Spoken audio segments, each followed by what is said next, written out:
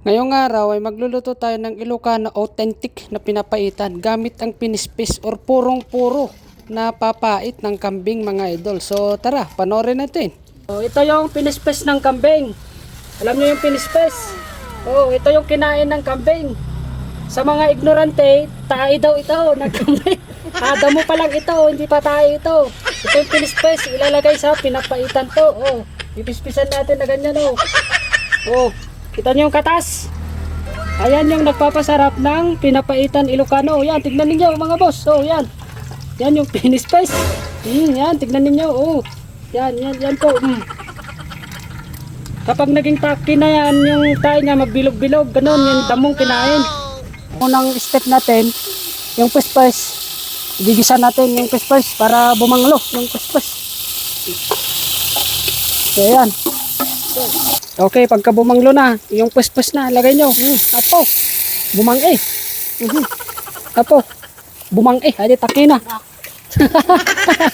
Okay, tutok mo rito. Ayan mga idol, igigisa natin yung pinispes. Okay ba?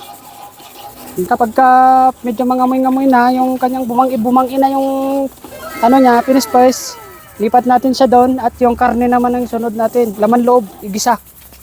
Yan, dahil kumukulo na at mabango na yung ating pinispes, ilipat natin ngayon dito at igisa natin yung mga hiniwa-hiwang laman loob. So ito na yung hiniwa-hiwa natin, na-boil na po ito. Ito yung mga laman loob niya, merong puso, liver, yung kanyang tuwalya at saka intestines at saka yung kanyang papait, tawag namin dito. Bawang, gisa lang natin hanggang sa bumango. Kuya natin mga boss. Ayan. Okay, so lagay natin yung mga laman loob. So gisa lang lamang natin ito, tsaka natin sabawan. At ilagay yung pinispes na ginisa. Yan, pagka natuyuan na siya, pwede nang ilagay yung ating ginisang pinispes. Ayan na, yung ginisang pinispes mga boss. Oh, ito naman yung pinagpakuluan natin. Ihahalo na rin. Ay sus, hanggang sa lumambot ang ating pinapaitan. Ayan mga boss. Ayan na, okay tayo. Umatibuo rin.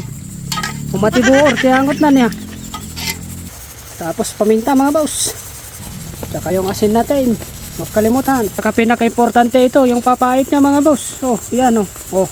Hindi kompletong pinapaitan pagka wala ito. Ayan, lalagay lang natin dyan. Oh, solid pinapaitan.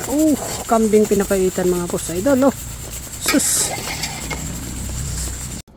At kapag lumambot na ang karne mga idol, ay ilagay na ang sili nito. Ay sus, ito ang pangpinalin ilalagay nyo talaga para bumanglo na yung sabaw niya mga idol. Apo, namayatin, tagigo punti sabaw na dito. O may kayon kakabsat, king gagayam. Sus, Mario Sek.